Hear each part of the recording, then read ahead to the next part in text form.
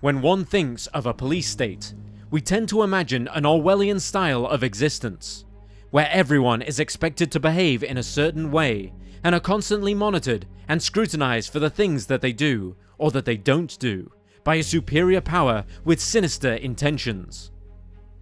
Though it may sound like science fiction to some, the 1984 methods of thought control, 24/7 surveillance, and a tyrannical authoritarian power torturing those who step out of line has very much been a reality.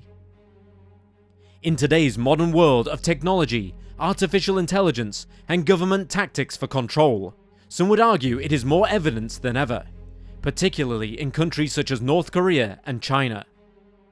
There are some people who claim that all of our movements, voice calls, text messages, and other forms of social interaction are being recorded and stored.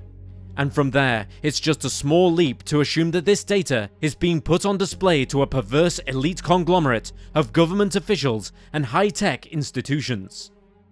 But of course, all of that is simply speculation and conspiracy theories. But although our reliance on technology is a modern issue, the power and control brandished by a collective power is nothing new, and it dates back centuries in one form or another. In today's episode, we will investigate the horrifying legacy of the Gestapo, Hitler's secret police force whose reign of terror during the Second World War was one of torture, mass surveillance, and murder. So, who were the Gestapo? What was their purpose during these tumultuous years? What were their techniques and methods of law enforcement? And just what happened to them after Hitler was defeated? Join us as we try to understand the mindset and behaviours of the Gestapo. This is Wars of the World.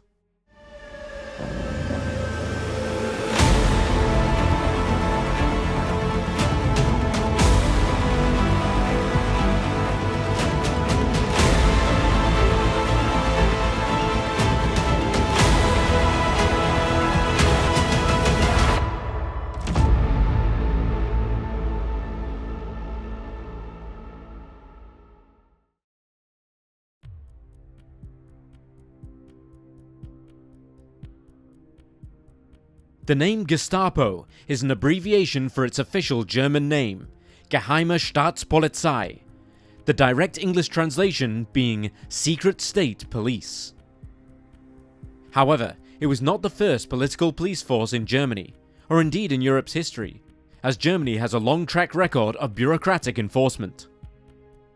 The main duty of the Gestapo, and their responsibility throughout the Second World War and to the Nazi Party, was to mercilessly eradicate any and all opposition to the Nazis within Germany and its occupied territories with extreme prejudice. Alongside the Sicherheitsdienst, the SD or Security Service, the Gestapo were commanded to ensure the assembly of Jews throughout Europe for deportation to extermination camps. The Gestapo were often hard to spot, as they were staffed by plain-clothed policemen, known as Gestapo agents, many of whom had previously worked as investigators, spies, or informers for the Weimar Republic. Heinrich Müller, a high-ranking German Schutzstaffel and police official who was chief of the Gestapo, had worked for the police force in Munich since 1919. The recruitment process was thorough, ensuring that those with the most experience and high levels of professional training were assigned to the most prestigious roles within the organization. They were able to summon their commanding tone, fierce resolve, and strategic prowess to have a fast and furious impact on their subordinates, and ultimately, the Jewish population. However, it must be noted that not all agents were seasoned police officers. Many had climbed the ranks of the SS Intelligence Service, the SD, before their assigned roles with Hitler's police force. These men were recruited for their ability to perceive potential resistance to the Nazi agenda, as well as to engage their minds on the ideological center of Heinrich Himmler's propaganda machine. Their influence and power covered all bases, and was implemented very quickly, as the Gestapo were allowed to conduct their operations without civil restraint or fear of consequence. The rounding up of thousands of trade unionists, political opponents, Jews, and homosexuals was frighteningly swift, and without compromise, with many being arrested and sent to the concentration camps with immediate effect. Their freedom to interrogate, kill, or torture anyone who was deemed a threat to their political agenda, or simply who did not fit their prejudicial profile, was staggering to say the least. What became known as the master race, a pseudo-scientific concept in Nazi ideology in which the commonly believed Aryan race is deemed the pinnacle of human racial hierarchy, became a major factor in their rule. Alongside the SS, the Gestapo managed the treatment of so-called inferior races, such as Jews and Roma gypsies, many of whom were killed or tortured upon capture. Gestapo members were also included in the Einsatzgruppen, or deployment groups, which were mobile death squads that followed the German regular army into Poland and Russia with orders to kill any and all Jews.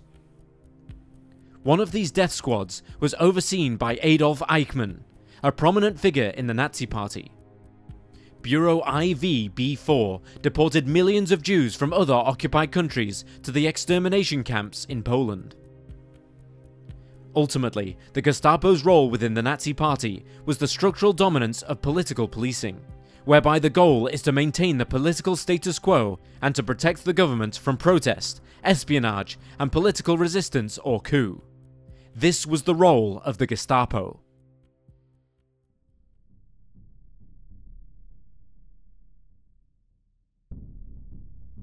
Now that we have an idea of who the Gestapo were, and their prominent role within Hitler's Nazi Party, let us now dig deeper and investigate their origins, their rise to power, and their reign of terror during World War II.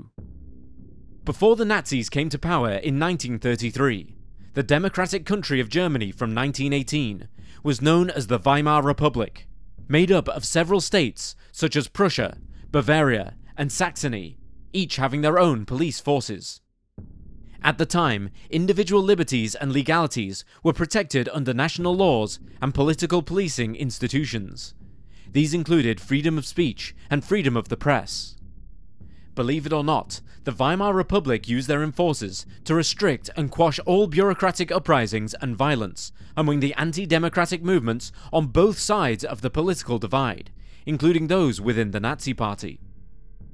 However, as time progressed, and many were drawn to the political, economic, and social teachings of the Nazi regime, it became evident that the Weimar police departments were unable to control the rise of racial, civil, and political upheaval.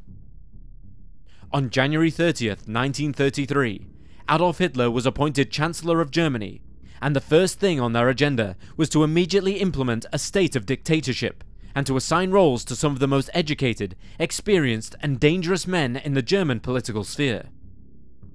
Hitler's plan to introduce his own version of a political police force was paramount to his vision of domestic and eventual world domination, this beginning with the eradication of all political opponents.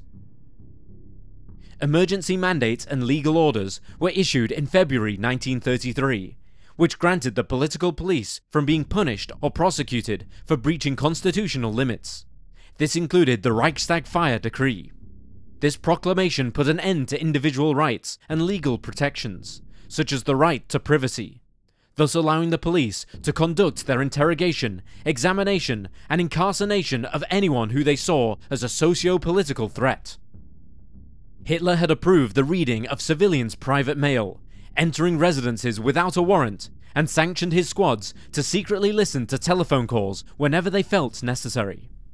And this was just the beginning. As we know, the Gestapo assembled during the rise of Hitler's Nazi regime.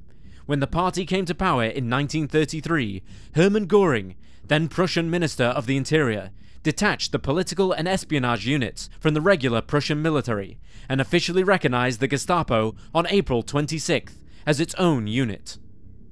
Heinrich Himmler, head of the SS, and Heinrich Heydrich similarly reorganized the police of Bavaria and the remaining German states, with the former being assigned commander of Göring's Gestapo in April 1934. Later, in June 1936, Himmler obtained full control of all German police forces, including the Ordnungspolizei, or the Order Police, as well as being appointed Reichsführer SS, and chief of the German police. Eventually, the conglomerate of police forces were under Himmler's command, including the Ministry of the Interior, Detective Force, and the uniformed police squads. In 1936, the Gestapo had been assembled, established, and fully active under the direction of Himmler's subordinate, Gruppenführer Heinrich Müller.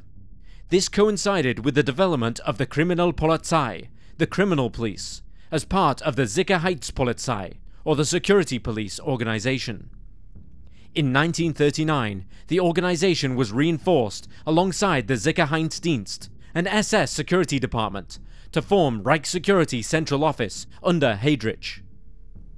Despite the internal bickering, usual competitiveness amongst the ranks, and the fact that the agencies were in their infancy, the Gestapo relied heavily on its fellow forces, especially due to their small size of approximately 32,000 by the end of 1944.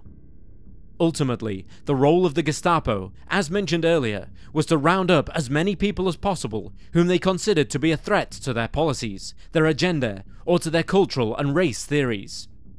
They also had the authority to send these unfortunate souls to the terrifying concentration camps, which ultimately led to the murder of millions of people. Something that gave the Gestapo free rein to do whatever they pleased was called protective custody. This policy meant that anyone arrested by members had no chance of a defense from the organization, who could easily circumvent the courts. Those placed in protective custody were unable to speak with a lawyer or to defend themselves during the court dates, thus allowing the Gestapo to carry out their own arrests, roundups, and transportation to the camps swiftly and without pushback. In other words, the Gestapo were playing God with the lives of the German population.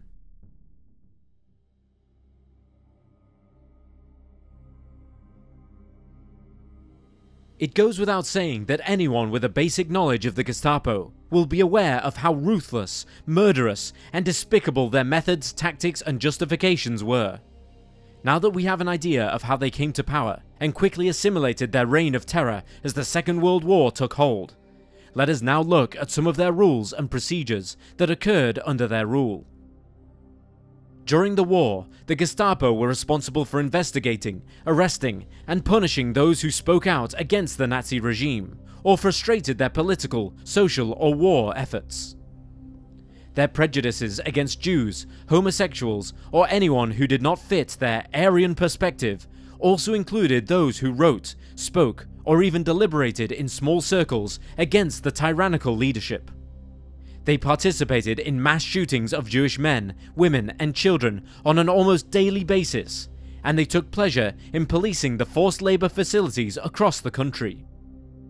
Their delight at conducting killings amongst the Jewish community was generally foreshadowed by their interrogation techniques, which included intimidation, psychological and physical torture, as well as other sickening torment. The ability to play God with people's lives and their living quarters was something that the Gestapo relished. Without having to fully assess evidence, they could choose to let people go or to punish them to whatever degree they wished. It is often hard to understand and to comprehend just how racist and prejudiced the Nazis were towards the Jews, even after all these years. Yet they brainwashed their police forces to believe that they were a national and political threat. Thus, the Gestapo were deemed responsible for policing Jews as part of its mission to defend the state, especially during the years of the war. By the end of 1935, the Nazis' hatred and domestic prejudice of the Jewish people continued to escalate, with the passing of the Nuremberg Laws. These specific laws suppressed any marriages between Jews and non-Jewish Germans, or those whom the Nazis deemed to be of pure German blood. They also outlawed extramarital relationships of a sexual nature between Jews and non-Jewish Germans as well, which was considered to be race defilement. The Gestapo ensured that the Jewish population were being monitored constantly on a day-to-day, person-by-person basis. They created full divisions and departments within their units to focus solely on tracking this information. During the reign of the Gestapo, the Nazi state believed that one of the best ways to resolve the so-called threat from the Jewish natives was to launch a widespread emigration program to round up as many as they could and to move them out of the country and to the concentration camps. The administrative departments involved in the process of emigration and tasked with resolving the horribly named Jewish question was to ensure that the Jews' financial assets remained behind and were transferred to the Nazi state after the physical deportation had occurred. This would have left many without a place to live, penniless, and forced to scavenge employment and shelter, and to cope with all sorts of horrible conditions, should they have been spared the horrors of the concentration camps. The despicable atrocities conducted by the Gestapo are horrifyingly long and extreme. From overworking prisoners, to the torture, rape, murder and starvation amongst other crimes of the Jewish, homosexual and disabled communities within Germany, as well as those who were captured during the war, was deeply appalling. Eyewitness accounts, historical records, and evidence from the concentration camps paint a frightening, harrowing, and unforgivable picture of what those individuals had to go through. With regards to prisoners of war, the Gestapo had no hesitation in executing those whom they considered a threat to their camps or their guards.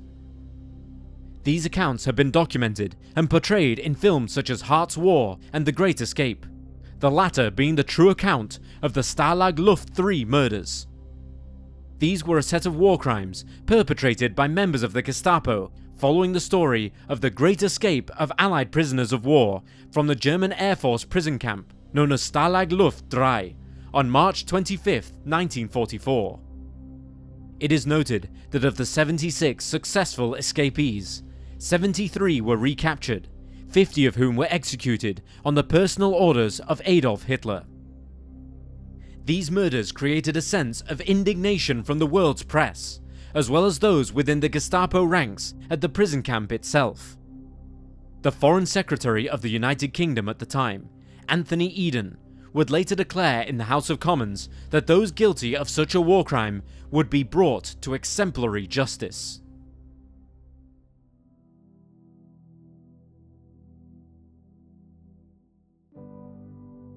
As the war came to an end, with Allied forces proving too much for Hitler's Nazi regime, the Gestapo organization ultimately crumbled, despite its operations of arresting political suspects until the very end of the conflict. At the post-war Nuremberg trials, the Gestapo was officially condemned as a criminal institution. Between 14th of November 1945 and 3rd of October 1946, the Allied groups created an International Military Tribunal, or IMT, to try 22 Nazi war criminals and 6 groups for crimes against peace, war crimes, and crimes against humanity. It is documented that 19 of the 22 were convicted, and 12, Martin Bormann, Hans Frank, Wilhelm Frick, Hermann Göring, Alfred Jodl, Ernst Kaltenbrunner, head of the RHSA, Wilhelm Keitel, Joachim von Ribbentrop, Alfred Rosenberg, Fritz Saukel, Arthur Seysen-Quartz, and Julius Streicher were given the death penalty. 3 of them, Walter Funk, Rudolf Hess, Erich Raeder, received life terms, with the remaining 4, Karl Donitz, Konstantin von Urath, Albert Speer, and Baldur von Sirach, being handed down prison sentences with a shorter length. One key figure who was not mentioned on this list was that of the Gestapo leader Heinrich Müller, who was never tried after disappearing at the end of the war. Müller was reported dead in May 1945, but his body was never positively identified, which has led to many stories, claims, and conspiracies about his eventual fate, none of which have provided substantial evidence. The IMT didn't just stop with the highest-ranked Gestapo officers. Organisers, investigators, and co-conspirators of the Nazis' police squads were also arrested, tried, and condemned for their involvement. The responsibilities of the IMT at the hearings and trials of any and all members of related groups or organisations was to declare that said group or organisation was a criminal organisation.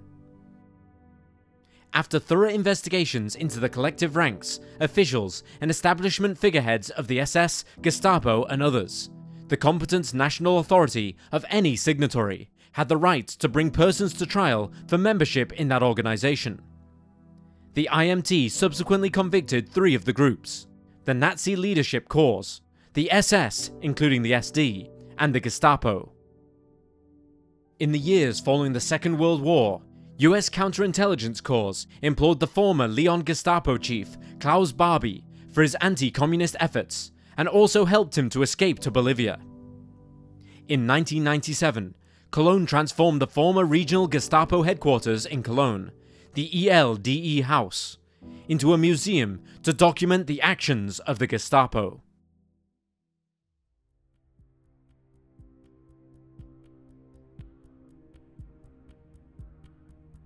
We live in a world where dictatorships are still very much in operation. For many, the signs are evidently clear. For others, the lines between authoritarianism and multi-tiered policing can be blurred. Technology has played a major part in mass surveillance programs across the world. The thought that the mobile phones we are carrying around in our pockets are effectively tracking devices, and which store various forms of data relating to our person, can be a scary notion, particularly if that data were to be used nefariously. Fortunately, the reality is that this data is most prominently used to promote online algorithms, providing you with personalized memes on TikTok or videos to watch on YouTube. And please do subscribe, by the way. This type of 24/7 observation is nothing compared to the horrors imposed by the Gestapo. In the end, have we learned the lessons from the atrocities that were carried out by Hitler's Nazi regime and that of the SS and Gestapo units? Perhaps not. However, there is so much information and widespread condemnation of the actions of the Nazi Party over the years that it suggests that good will prevail over evil, eventually.